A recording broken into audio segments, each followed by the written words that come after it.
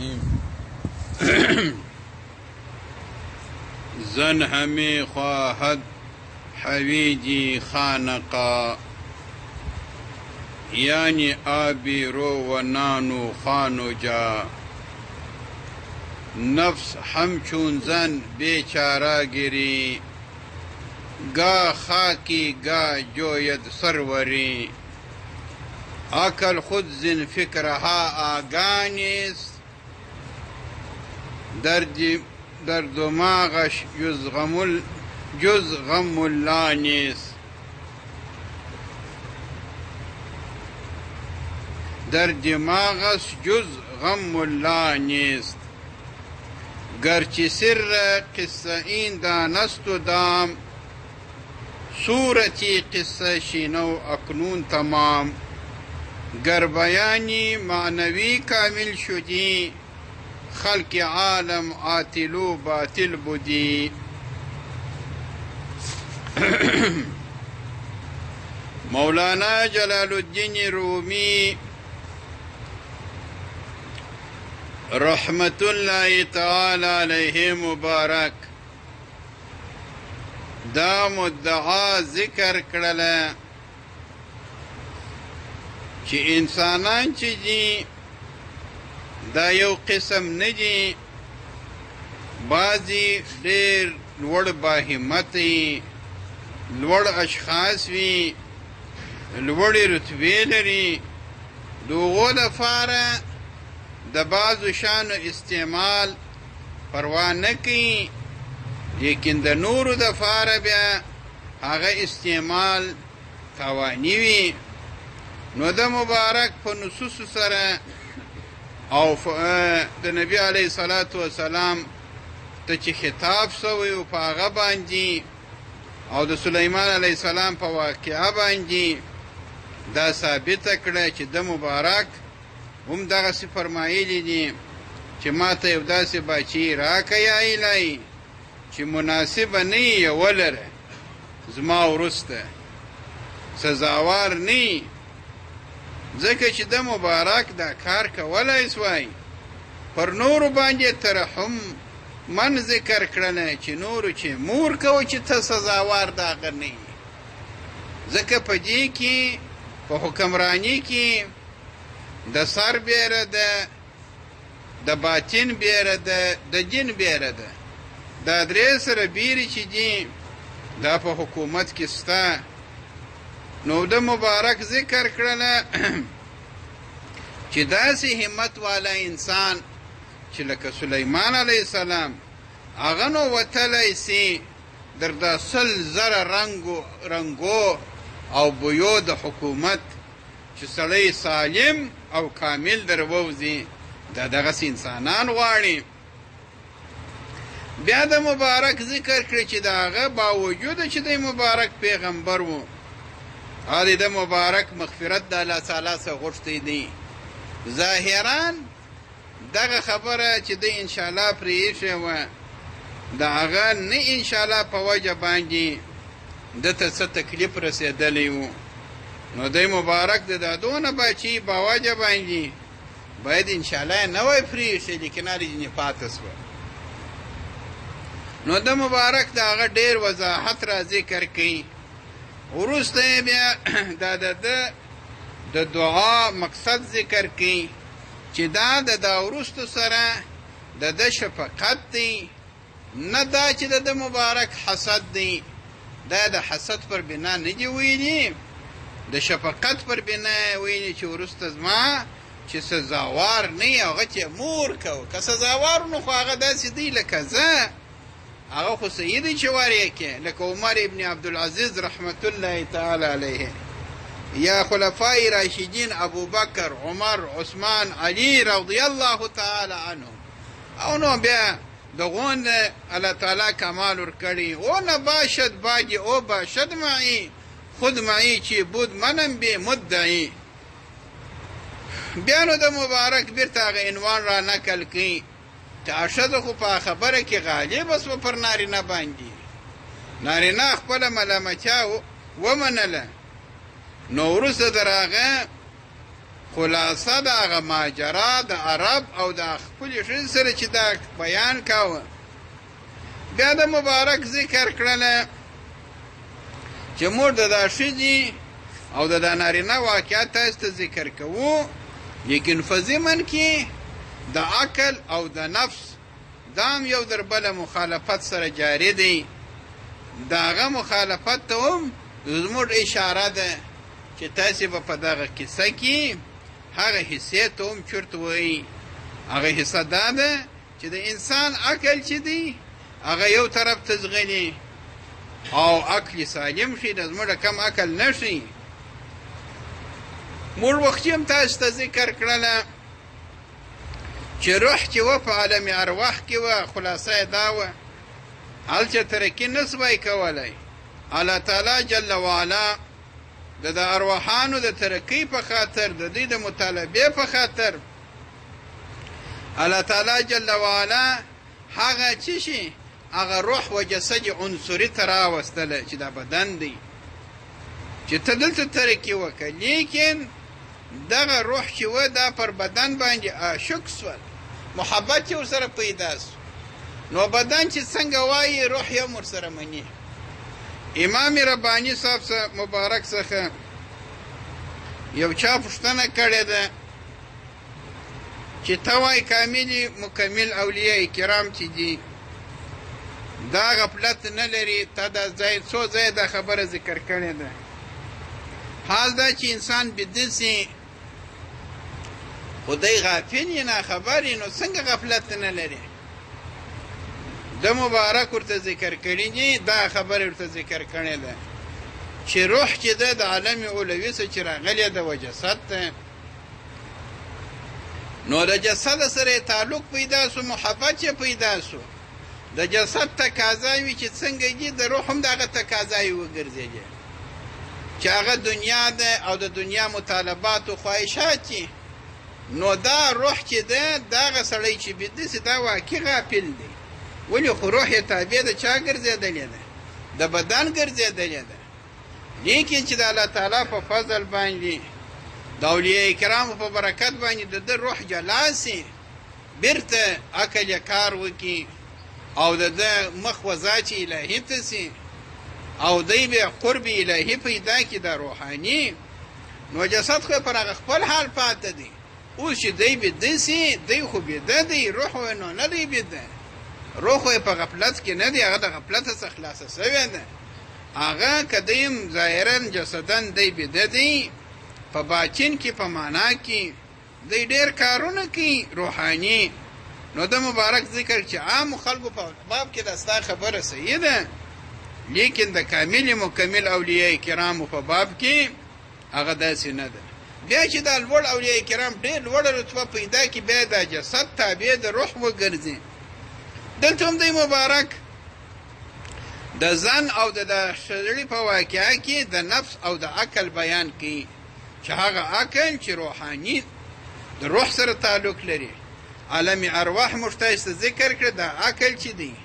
روح چې د انسان دا دواړه یو جوهر نورانی دي، د عالم ارواح څخه دي. د انسان ظاهري جسد چې دی دا د عالم خلق څخه دی. نو دا دنیا غواړي، هغه عقبا غواړي. د دواړو دا کیفیت د ماجرا د مخالفت سره جاری دی. اوس دی مبارک د نارینه و د ښځې کیسه کوي.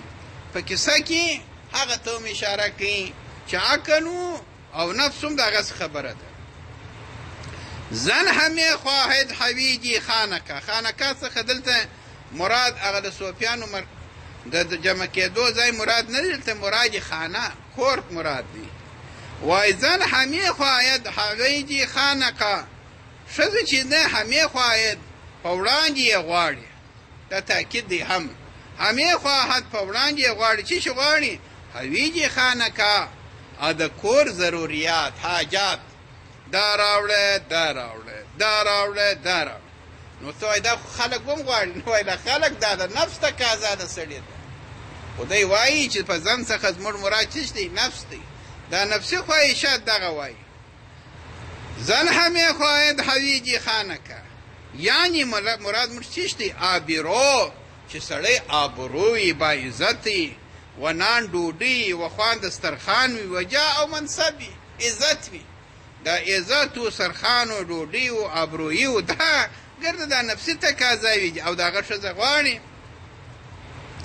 نفس همچون زن بیچاره گری وای نفس چې دی همچون په مثل سره د ښځې داسې دی بیچاره گری دا بیچاره قسمه قسم هیله گری کوي گیری معنا چی شي هیله گیری گاه خاکی گاه جویت سروری کله ځان پر خاوره باندې اچي چاپلوسي کې لوړ ذکر دی گاه خاکی یعنی مذلت ذلتونه کوي گاه جویت سروری کله سرداری طلبی عقل خود زین فکرها آگاه نیست اوس نو وای دا زموږ عقلونه ولې داسې زموږ عقلونه خو وای زموږ عقلونه خو مغلوب دي زموږ عقل چې دی او زموږ روح چې د هغه جسد غالبه کړی ده نو زموږ عقلونه خو داسې نه دي هغه عقل چې آزاد وي عقل خود زین فکرها آگاه نیست عقل چې دی خود په تحقیق سره د دغه فکرو څخه د تدابیرو د نفس خبرداره نه دی در دماغی جز په دماغ کې اجد د عقل ما سوا غم د ذات الهی بل نسته د مبارک په اثر کې ذکر کړل کز نیستان تا مراب بریدان از نفیرم مرد زن نالیدان سین خواهد شرح از فراق تا بگوید شرح دردی اشتیاق هلته د مبارک ذکر کړی دي چې هغه چې دی هغه غم د ذات الهي لري لیکن هغه عقل چې آزاد سي چې دی یو خبردار سي چې موږ یو لوی ذات الهي پرېښی دی اتدعون بالا وتذرون احسن الخالقین په قرآن کریم کې هم ذکر دی چې تاسو یو احسن الخالقین در شا پرېښی دی لیکن دا خو موږ ته نه رامعلومیږي دا چې زموږ روحاني ترقي پیدا سي نو یو فکر راته پیدا کیږي کوم فکر چې موږ یو لوی ذات الهي د فکر څخه ځان فارغه کړی دی حالانکه فکر خو هغه فکر دی نو دغه رتبې ته چې ورسېږي دی وایي جز غم الله نیست عقل چې دی هغه ما سوا څنګه د غم الهي څخه بل غم نه لري ګرچې سر قصه این مولانا صاحب هم فرمایي په اثر کې ذکر کړی دی مرد زن نالیدان چې زما پر غمو باندې ما پر جړا باندې دا هغه وخت چې د عقل پوهی پیدا کړی ده نارینه او ښځو جړلي دي ګرچې سر قصه این دانستو ده بله خبره کوي صورت قصه شنو اکنون تمام وای ګرچې که څه سر قصه هغه باچن د کیسې چې دی هغه دانه ده دانه معنا چې شي اصل ده ګور اوس مثلا بادام دی په بادام کې اصل خو نو د بادام دی د پوستکی نه دی پوستکی د هغه لپاره یو کور دی امام رباني صاحب مبارک هم فرمایي چې دغه روغن چې په بادام کې ګډجي دا اوس نوم یې د بادام دی لیکن د بادام سره روغن هم ګډجي روغن چې د بادام څخه جلا سي هغه بل نوم لري هغه روغن بادام بولي بادام یې نه بولي دی مبارک فرمایي روح چې د بدن څخه جلا سي ترقي وکړي هغه روح ته نو علیده روح وایي هغه نو هغه انسان نه دی لکه درمخ خو بادامو چې د وجود و روح ګرد سره ګډ و انسان یې بلی اوس نو هغه انسان نه دی دی علیده شی دی هغه علیده شی دی دی مبارک فرمایي وای دا سر او معنا د کیسې چې دا خو اصل دی هغه چیش دی هغه اصل دی و دام عمر سره دی ګوره دام خو هغه دی چې مرغانو چې ایښي یو شی ورته ایښي د دوی مطلوب شي مرغان چې هغه مطلوب وویني دا لوړه سره سي دلته پشکې چیش سي پشکې بند سي نو دام نه ویني دا نه وویني دی مبارک فرمایي وای دا معنا چې د اصل چې یې اسرار چې دي دا دانه ده لیکن د دانه سره دام عمر سره دی دام یې چیش دی دا ظاهره کیسې دا ظاهره کیسې دي نو اصل سړی چې دی هغه دانې ته ګوري او دا نور چې دی هغه دام ته ګوري وای ګرچې سر قصه این دانست هغه خو دانه ده و دام چې دی صورت کیسه هغه خو صورت د کیسې دی شنو چې اوره اکنون اوس تمام پورا چې پورا دا کیسه هم اوره لیکن زموږ د کیسې څخه کیسه مراد نه ده بلکې د کیسې څخه مو څه شي مراد ده؟ هغه دانا، هغه معنا مراد ده. وایي دانا نو دا مراد ده دام ته څه ضرورت و؟ خو باید تا دانا ذکر کړی و چې دا معنا ده. دا معنا، هغه مقصد، هغه اسرار، هغه باید ته خوش تران باشد که سر دلبران گفت آید در حدیث دیگران. د مبارک در مخه ذکر کړه چې ښه خبره دا ده چې هغه اسرار د هغه ذات الهي د نورو په خبرو کې بیان سي. نو اوس که څوک ووایي چې د نورو په خبرو کې ولې نه بیانوي،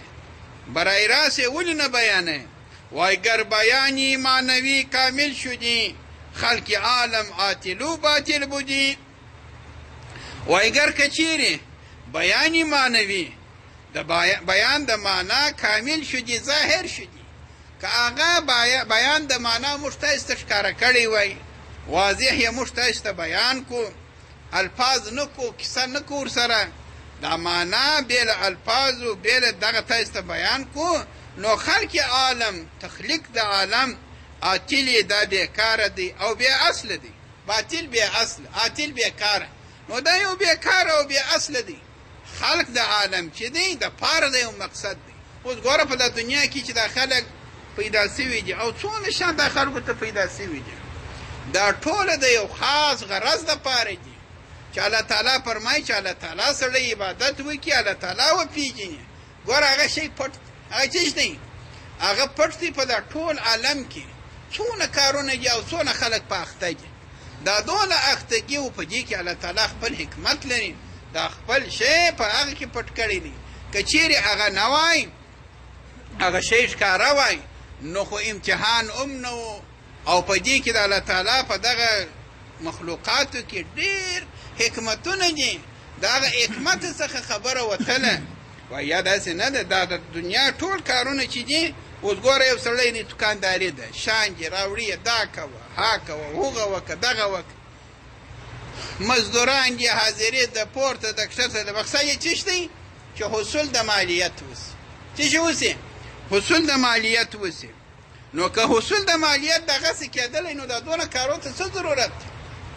لیکن داسې ده نه، د دنیا تخلیق کې دا کیفیت پروت دی چې ګرده به دغسې په تدبیر باندې، په ترتیب باندې هغه مقصد ته رسېږي. وای گر بیانی معنوی کامل شدی خلق عالم باطلو باطل بودی، عاطلو باطل بودی. وای گر محبت فکرت و معنیستی صورتی سومو نمازت نیستی. وای د الله تعالی جل وعلا محبت که یوازې پر فکر باندې خبره خلاصېدلی، یو سړی چې دی یو اثر د شي دی، یو سبب د شي دی. اثر د شي دا وروسته کیفیت ته وایي، سبب هغه ته وایي چې پر مسبب باندې هغه څه شي وي، مقدم وي. مثلا باران دی، باران چې دی دا سبب دی د څه شي دپاره؟ د اوبو د وجود دپاره، د اوبو د اورېدلو دپاره. دا اوریځ چې د باران چې دی، اوریځ سبب ده که نه؟ چې اوریځ راله، نو دا سبب د باران دی. اشه لیکن باران چې وسي وروسته پر د مځکو باندې اوبه چیرې سي، پر د مځکو چې دا اوبه چیرې سوي، هغه اثرات چې پاتې دي ته اثر د شي وایي. دې څه شي وایي؟ اثر د شي وروسته یي، سبب د شي در مخه یي. اشه دا خو دی. اوس دی مبارک فرمایي چې دا خلک چې دی یو سړی دی، وایي زه د ذات الهي جل وعلا سره څه شی لرم؟ محبت لرم. څه شی لرم؟ محبت لرم. اشه وای گر محبت فکرتو معنیستی، که چیرې دا محبت یو فکر دی، یو معنا ده، نو صورتی سومو نمازت نیستی. نو دا المنظر او دغه رقم روژه صورتن چې ده دې ته ضرورت نسته. که هغه شی وي نو دغه ته خو ضرورت نسته، خو هغه اصل شی دی. لیکن خو دا المنظر روژه و دا دلالت کوي پر هغه څه شي باندې؟ پر هغه محبت باندې. اوس په دا د مرد و زن په کیسه کې هم د ظاهري کیسې مفاد دا دی چې دا ښځه چې ده، دا سړی چې دی د ښځې سره تعلق لري، محبت لري. د دغه محبت پر بنا باندې دا سړی اطاعت کوي د چا؟ د ښځې. هغه ورته ولاړ شه، چیرې ولاړ شه؟ دا منګی د اوبو یو ساباچا چې ور دی وړي نو دلته اوم چې دا محبت وي دی دلته څه شي کوي لمونځ کوي د ذات الهي جل وعلا اوامرو مني او د نواهیو څخه ځان راګرځي دغه ځان راګرځېدل دا دلالت کوي پر څه شي باندې پر هغه محبت باندې نو اگر محبت فکرت و معنی اسنی که چی دا محبت یوازې فکر و معنا وای سوره چې صومو نمازت نیستی نو صورت د لمانځه او د روژې خو ضرورت نه و لیکن خبره داسې نه ده چې هغه شی یې دغه شی به هم یې که ستا اطاعت د ذات الهي سره و نو موږ وایو چې دا پر هغه باندې دلالت کوي نو دا د ده څه شی دی دا د ده محبت سته او که نه یي نو خو محبت یې نسته ولې خو هغه اطاعت نه کوي نو هدی های دوستان با هم دیگر نیست اندر دوستی الا صور اوس یو څوک دی یو بل چاته څه شي ورکوي تحفه ورکوي په موطا کې د امام مالک ذکر یې تحابو وایي تاسې یو در بله محبت کوئ ستاسې په منځ کې دا بغض ایسته کېږي تحابو تاسې څه شي کوئ محبت لري په بل روایت کې تاسې وایي هدیه کوئ ځکه دا هدیه سبب د محبت دی او بل روایت کې وایي تاسې محبت کوئ ځکه چې شحنا چې ده دا بغض وایي ستاسې څخه دغه محبت ایسته کوي نو دا خلک چې دا تحفې ورکوي یو بل ته دا وایي هدیه دوستان با هم دیگر دا دوستان چې یو در بله تحفې سره ورکوي نیست اندر دوستی که هغه باطني شی نه یي نو نسته په دا دوستي کې مګر یو صورت دی دا هدیه خو پر دې دلالت کوي چې زه ستا سره محبت لرم نو دغه که دا محبت نه یي دا خو مازې یو صورت دی تا گواهی داده باشد هدیها بر محبت های مزمر در خفا وای تا لپاره د دې گواهی داده باشد چې شهیدي ورکړي څه شهیدي ورکړي دا تحفې پر څه شي باندې بر محبت های مزمر په هغه پټ محبت باندې چې ډېر پټ دی پر هغه پټ محبت باندې دغه څه شي دا هدیه دا پر هغه باندې څه وکړي دلالت وکړي نو وای شاهد دلته بیا ځای مبارک ذکر کوي وای دا شاهد چې دی چې دا دلالت پر محبت کوي وای شاهدت گاه راست باشد گاه دروغ لیکن دغه شاهد چې دی دا کله رښتیا وي کله درواغ وي مست گاهی ازمی و گاهی زدوغ وای مست کله د شرابو مست وي کله د شلومبو مست وي دو خورده مستی پیدا کند دو خورده شلومبی خوړلې نه لیکن شلومبو په دې کې څه شي کړی دی مستی پیدا کړی ده هایو هوی سرګرینا ها کند نو هایو هوی ناری وی دا هایو هوی او سر څه شي کوي سر سره شوري حالانکه دی خو نشه نه دی ځکه یو پاتې سو ځان کې احسان های ظاهر شاهدن وای دا احسانونه ظاهري چې دي دا په دې وجه چې دا احسانونه ظاهري چې دي دا شاهدان دي دا شاهدي ورکوي بر محبت حایست پر هغه محبتو باندې سرای ارجمن دا معززه ته وایي پر هغه پټو معزز محبتو باندې دغه ظاهري احسانات دا څه شي کوي دا شاهدان دي او خدای مبارک فرمایي وای شاهدان کله رښتیا وي کله درواغ وي دو خورده مستی پیدا کند هایو هوی سرگرینا ها کند نو دی هایو هوی کی او سر سر شوری آن مرایی در صلاتو در سیام می نمای جد و جهدی بس تمام آن مرایی اغا مرایی چشتا وای چی ریا کی اغا منافقین د نبی علیه السلام په زمانه کې چې و دوی به روژې هم نیولې لمونځونه هم کوله لیکن دوی خو محبت نه درلود د نبی علیه السلام سره محبت نه درلودی د الله تعالی سره محبت نه درلودی دا د دوی لمونځونه او د دوی روژې چې وه دا پر څه شي وه دا شاهد و لیکن شاهد کاذب و می نماید جد و جهدی دوی ښکاره کاوه کوشش او سخت کوشش بس تمام بسا تمام ډیره پوره کاوه د خپل کوششتونه تا ګمان آیت کې او مستی ویلاست لپاره د دې چې دا خلکو ته دا ګمان پیدا سي چې او دغه شخص چې دی دی مست د محبت دی ویلا د محبت ته وایي چون حقیقت بینگری غرقی ریاست لکه نبی علیه السلام مبارک چې په حقیقت کې ورته وکتل هغه به غرق و په ریا کې نو حاصل افعالی بیرونی رهبر است وای حاصل دا دی د افعال بیرونی چې دی دا یو رهبر دی تا نشان باشد بر آنچه مضمر است چې دا یو نشان وګرځي پر هغه باندې چې هغه پټ دی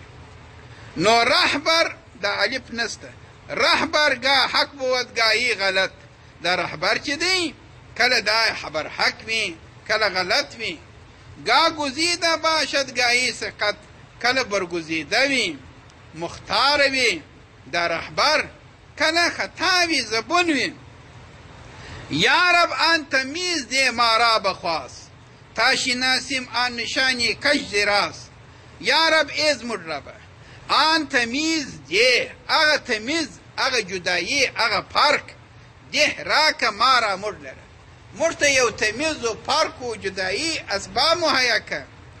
بخواست یې په خواهش سره چیش لپاره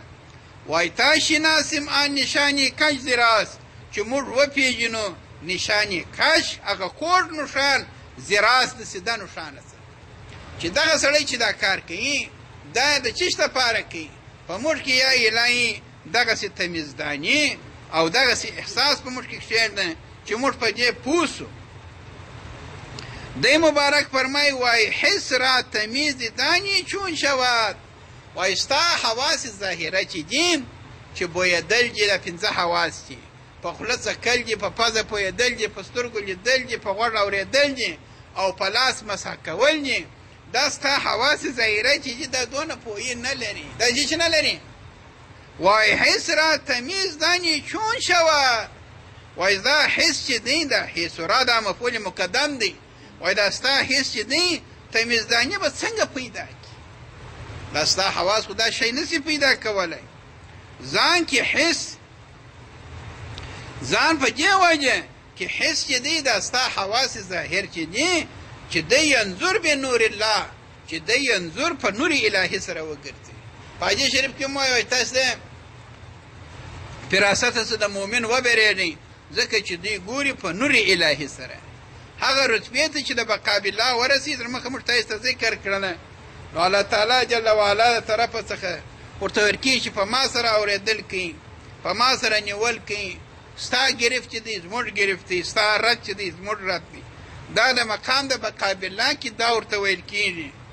دی مبارک فرمایي نو په دا وخت کې نور د بقا بالله ورسره دی مبارک چې هر ځای دا نور ذکر کوي د عام نور نه ذکر کوي یو نور د صفات دی یو نور د افعال دی یو نور د اسماء دی دغه نورانیت دی نشي د مبارک چې هر ځای نور ذکر دی یا دغه حدیث شریف کې چې ذکر دی دا نور د بقا بالله دی یعنې چې دی د خپلو صفاتو څخه خلاص سوی چې فاني سوی وروسته په ده کې د الله تعالی صفات ځلېدلي د الله تعالی په صفاتو سره اورېدل کوي په هغه سره کتل کوي چې حدیث شریف کې وایي چې په ما سره لیدل کوي په ما سره اورېدل کوي دا ته مقام د بقا بالله وایي نو دا ستا حس چې هغه نور د بقا بالله پیدا کوي چې هغه ډېر قوي نور دی حدیث شریف کې داسې راغلي چې وایي مؤمن قوي چې دی هغه بهتر دی در مؤمن ضعیف نو ظاهره معنا خو یې د هغه ده چې یو انسان چې ډېر قوت لري ډېر غښتلی هغه په طاعات و عباداتو کې هم قوي وي او چې ضعیف وي یا کمزوری هغه هېڅ طاعاتو کې هم سره کمزوری لیکن مولانا صدر مخه مبارک د ذکر کړله چې دغه انسان چې دی نور د بقا بالله پیدا کړي د ده په خبرو کې هم قوت راځي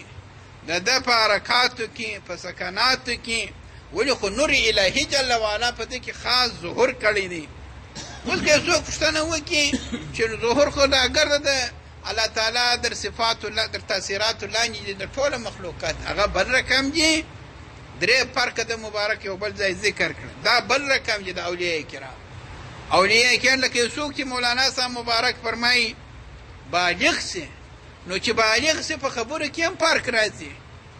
په اراده کې په عزم کې په ولاړه کې په ناسته کې په هر شي کې د فرق راځي ولې خو دی بالغ ګرځېدلی دی دیم په ځان پوه سي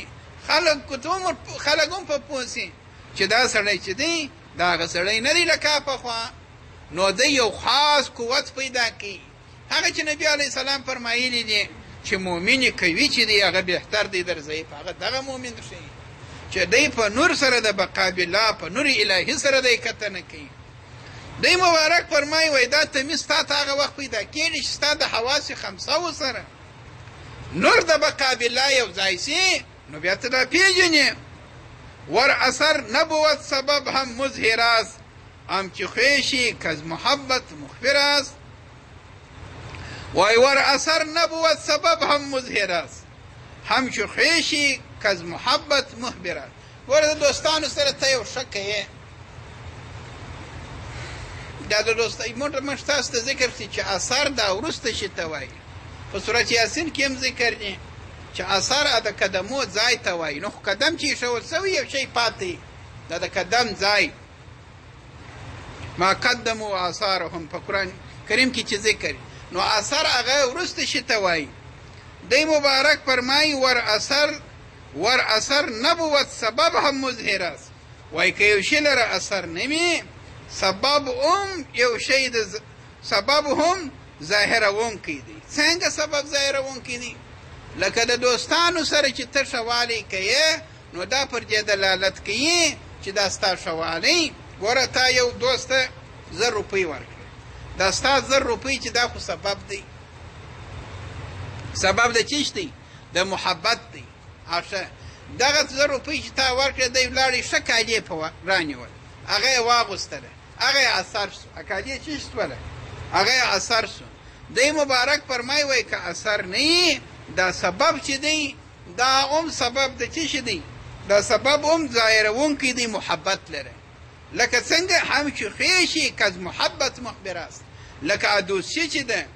دا دوستی هم د محبت یو اثر دی دا دوستی چی شي ده دا هم د محبت یو اثر دی چې ته د یو چا سره یو دوستی کوې یو قرابتداري کوې دا هم پر محبت باندې چی شي کوي دلالت کوي حالانکه دا خو در مخه شی دی دا خو سبب دی لیکن دا هم پر محبت دا سبب هم پر محبت باندې چی کوي دلالت کوي په دا علامه عائشه کې تاسو وګورئ داسې ذکر کړي که گواه در اثر نو یعنی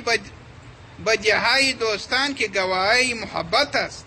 اثر اوست و وجودش بعض تحقق آن و خوشی سبب محبت و وجودش قبل تحقق آن پس در محبت حق عبادات و طاعات اثر محبت است صحیح و علم و معرفت و توحید سبب محبت دی مبارک فرمایی وای دا طاعت و عبادت چې دی دا خو اثر د محبت دی چې ته د الله تعالی سره محبت لرې دغه اثر چې شي دغه طاعت و عبادت صحیح دغه اثر چې دی دا د الله تعالی جل وعلا د محبت چې دی علامه ده عاشه علامه ده لیکن دا علامه خو بیا د ویل دوه قسمه ده یو رښتیا ده یو دروغ ده خو چېرې سوله خبره نو دغه اثر چې لمونځ و طاعت و عبادت دی دا اثر علامه د محبت الهي ده کله کله دا سبب چې دی وای دا محبت ګرځي علامه د محبت ګرځي سبب بیا چیش دی و علم و معرفت و توحید علم معرفت و توحید سبب محبت علم د معارفو دا علم د معارفو چې دی دا سبب دی د محبت الهي لپاره د محبت الهي لپاره علم د معرفت دا یو سبب دی کله کله د علم د معرفت دا سبب وګرځي و محبت الهي ته لیکن علم د معرفت چې دی دا ظاهر ظهور نه لري دا چې نه لري دی مبارک فرمای وای که اثر نه دغه محبت دا علم د معرفت چې دی چې سبب دی دا هم سبب د محبت ګرځي د ذات الهي ده دا هم یو علامه د محبت ده یو دلیل انی دی یو دلیل لمی دی خاص د اولیاء کرام چې دي د هغو ده هغه دلیل دی چې د ذات الهي معرفت د ذات الهي قدرت دوی د ذات الهي د وحدانیت لپاره دلیل ګرځي دا د اولیاء کرامو دلیل دی. عام خلک چې دي هغه د مخلوقاتو ته ګرځي، په دا مخلوقاتو کې فکر کوي، د مخلوقات دلیل ګرځي پر ذات الهي باندې. نو د عامو خلکو دا خو د دې خوا دی، د لوړو خلکو دا د آ خوا دی. دی مبارک فرمایي وایي که دا اثر نه وي، دوی دغه لوړ اولیاء کرام ته د یو شا لمونځ نه یې لیدلی، نور اثرات یې نه یې لیدلي. دوی علم د معرفت لري، هغه علم د معرفت هم سبب د محبت دی. عاشق خلاص ور اثر نبود سبب هم مظهر است، همچو خویشی که از محبت مخبر است. دا خلاص نبود آن که نور حق شد امام، مر اثر را یا سبب ها را غلام. وای نبود آن که، وای نبود نست آن که هغه شخص لره که نور حقش، نور د ذات الهی جل وعلا چې اشده لره امام وګرځي. د الله تعالی نور چې یو چاته امام وګرځي چې نور د بقا بالله دی، هغه نو چیش دی؟ مر اثر را یا سبب را غلام. هغه نو اثر و سبب څخه خلاصي، هغه نه اثر ته ضرورت لري نه اسباب ته ضرورت لري، نه علم ته د معرفت لري ضرورت لري، نه طاعت عبادت د پاره د دې کوي چې دا د الله تعالی د محبت تقاضا ده. دا د الله تعالی د محبت هغه داسې نه کوي. دا چون کې اثر دی، دا اثر پر دغه شکل دی نه کوي چې نور د بقا بالله پیدا کړي، ځکه چې هغه مرتبه ډېره لوړه ده. نه هغه علم معرفت ته ضرورت لري چې سبب دی، نه اثر ته ضرورت لري چې لمونځ او روژه ده. وای نبود نست آن که نور حق شد امام، مر اثر را یا سبب ها را غلام. چې دی اثر لره یا سبب ولره غلام تابع وګرځي.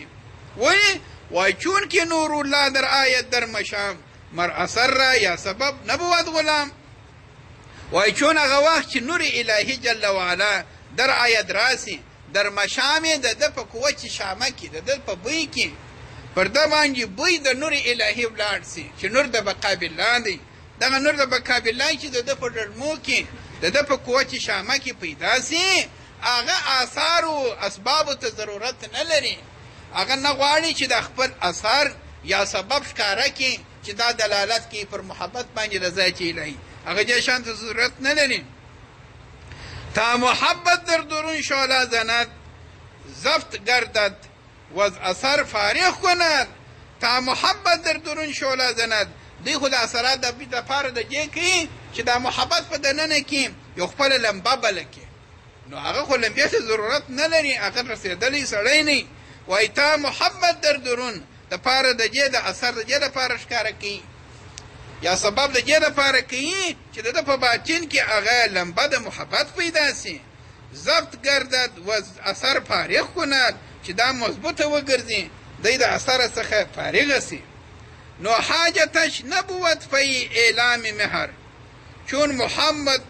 محبت نور خود زد بر سپر. سوای دی مبارک دا فرمایي چې دغه لوړ خلک چې دي چې دا نور د بقا بالله پیدا کړي، هغه دغه شانو ته ضرورت نه لري. ولې نه لري؟ هغه د محبت الهي پټوي د خلکو څخه ښکاره کوي، نه الله تعالی جل وعلا دی ښکاره کوي. چې ښکاره کوي الله تعالی ښکاره کوي، چې نه ښکاره کوي دی ځان نه ښکاره کوي. دی دا نه وایي چې زه د ذات الهي جل وعلا سره محبت لرم، په خوله دی نه وایي. نه دی اثر ته ضرورت لري چې د زما اثر دلالت وکړي پر ذات الهي پر محبت باندې، یا هغه اسباب دلالت وکړي پر محبت باندې، ځکه چې دی نه محبت نه ښکاره کوي.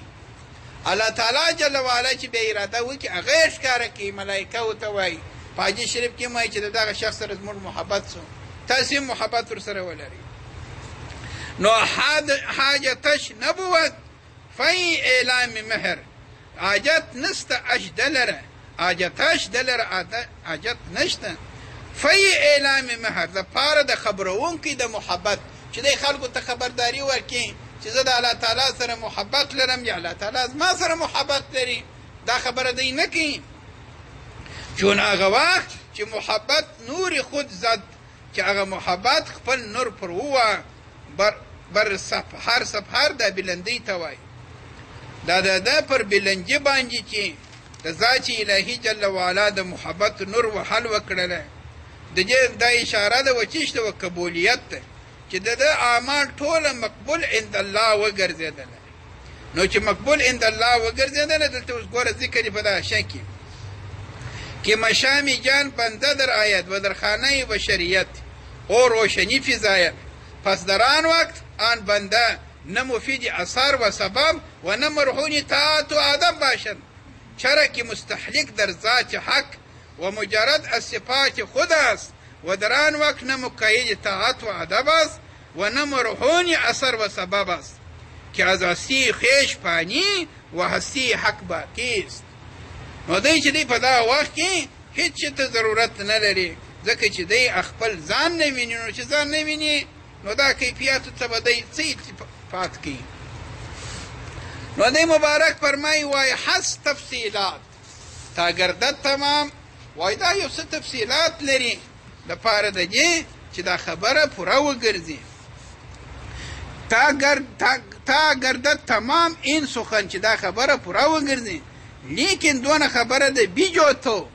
ته د خپله یو پلټنه وکړه، ته د خپله یو تمیز پیدا کړه. والسلام دا خبره پای ته ورسېده. وایي ته د خپله دا د تمیز طلب پیدا کړه، الله تعالی به په تا کې د تمیز ماده کښېږدي. نو حاصلو خلاصه یې دا شوله چې اظهار عبادت چې دی چې دا روژه د لمونځ دی، دا اظهار عبادت دوه قسمه دی. کله راست وي دا در مخه ذکر کړله،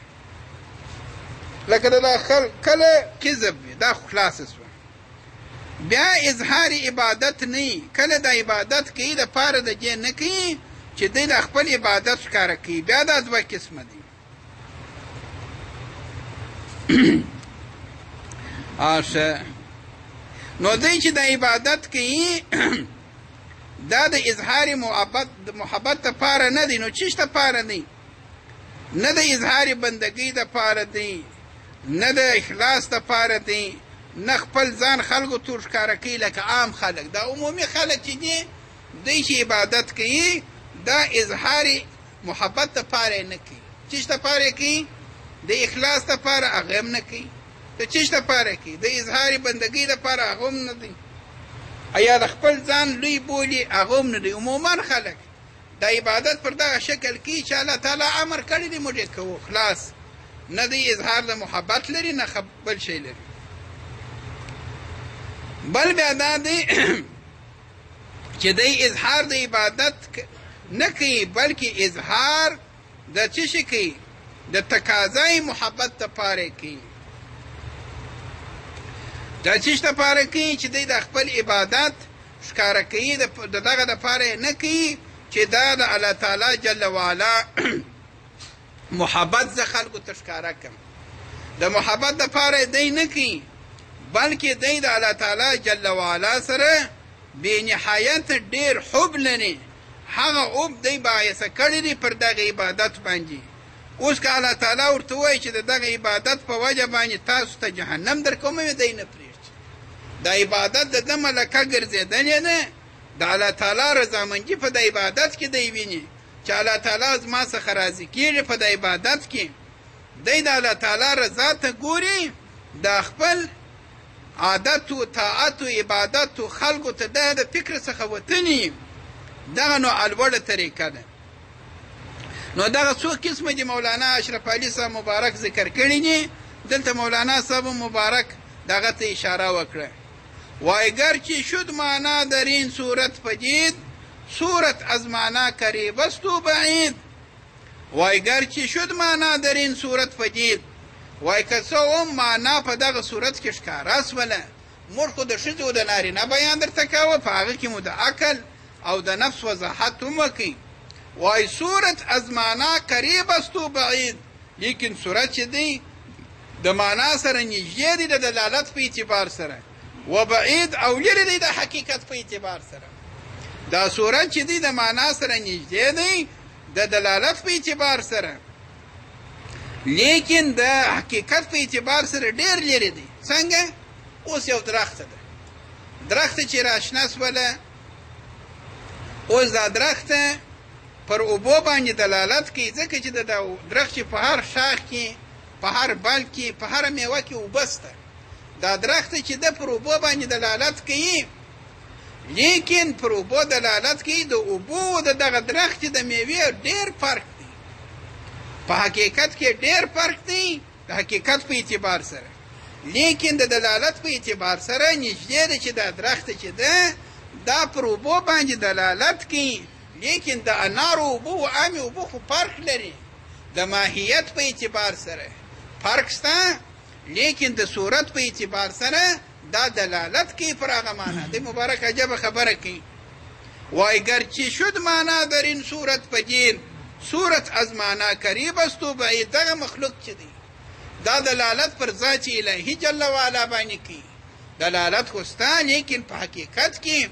په معنا کې ډېر سره لري چې اوس ګوره درخته ده پر اوبو دلالت کوي چې د اوبو په ذریعه سره دا راپورته سوې ده که هغه نه وي دا کله راپورته کېږي د اوبو اثرات په دغه درخته کې شته لیکن دا اوبو هغه اوبه فرق لري نو د حقیقت په اعتبار سره سره لرې دي د صورت په اعتبار سره نږدې دي وای گرچه شد معنا در این صورت پدید که څوم دا معنا په دغه صورت کې ښکاره ده صورت از معنا قریب است صورت خو چې دی د معنا سره نږدې دی و بعیدا د دلالت په اعتبار سره و بعیدا او لرې دی د حقیقت په اعتبار سره اوس دی وای در دلالت همچو آبند و درخت وای په دلالت کې لکه اوبو او درخت چون به ماهیت روي دور عن سخت لیکن چې ماهیت چې ولاړ سي هغه ډېر فرق لري دا اوبه هغه اوبه ډېر فرق لري ځکه چې هغه اوبه رنګ نه لري دا اوبه څه شي لري رنګ لري هغه اوبه خوند نه لري دا اوبه خوند لري ور په هر شي کې فرق دی د ماهیت په اعتبار سره لري دي چون به ماهیت روي دور عن سخت ډېر سره لري دي ور به ماهیت به گردانی نظر دور عن این همه از یک دیگر وای که چیرې ماهیت ته وګورې نظر واړې دا ډېر سره لري دي یو د بله څخه